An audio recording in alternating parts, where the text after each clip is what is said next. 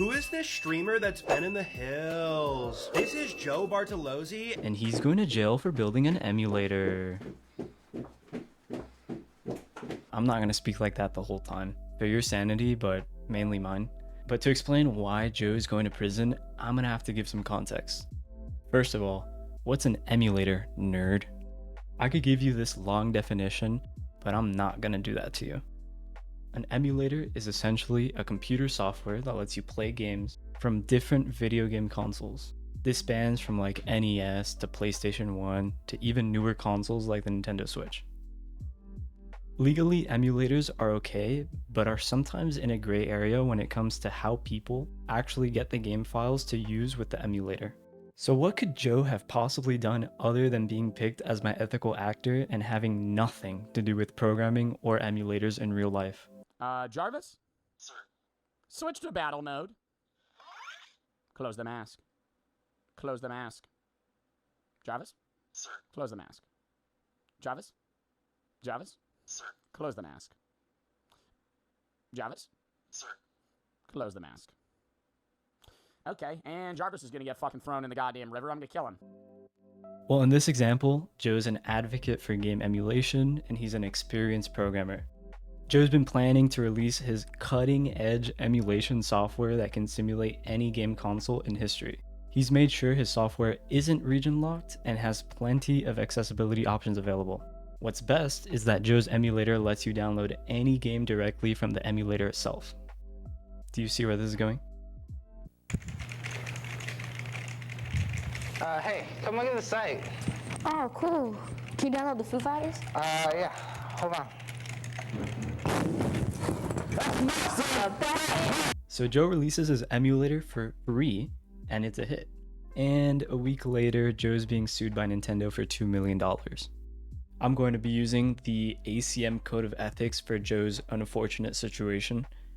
I'm not going to read the whole provisions, but rather just the title for, again, your sanity, but mainly mine.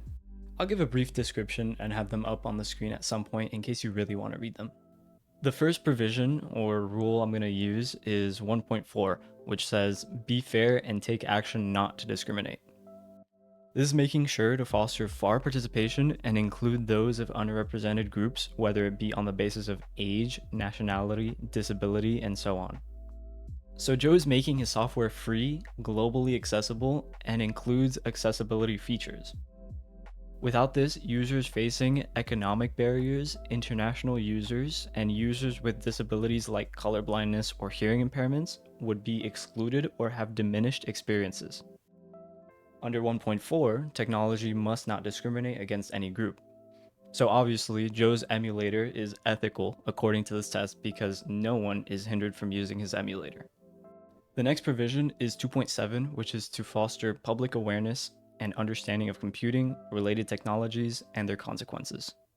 In other words, you gotta share technology and technological understanding with the public. So I think this relates to the fact that Joe's emulator preserves decades of gaming history by allowing access to games from any era.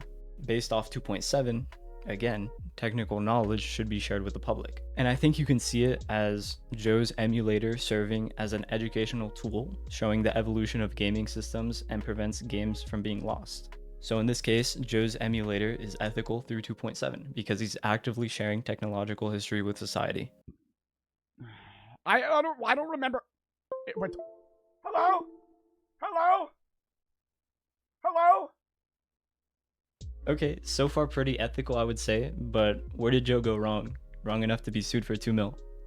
A provision that I think makes sense is 1.5, which is to respect the work required to produce new ideas, inventions, creative works, and computing artifacts. People are obviously going to expect some sort of return or value in response to the effort and work that they put in to make things, so this is really saying, don't steal things or use them without permission. Joe's emulator allows users to download any game files at the click of a button. This is essentially copyright infringement of every game company ever. So according to 1.5, the work required to produce creative works must be respected. Joe's undermining the game company's ability to control the distribution of their work. So under 1.5, Joe's emulator is unethical. Although Joe has made an emulator that is, for one, free and actually has great features affecting cost and accessibility, Joe's decision to give everyone access to every game in history is unfortunately just a little bit unethical. I respect the effort, but the ethical does not outweigh the unethical. Joe has sadly committed copyright infringement on a record-breaking scale. Joe also has no money to pay Nintendo $2 million, so they shipped him off to Japan for a death sentence.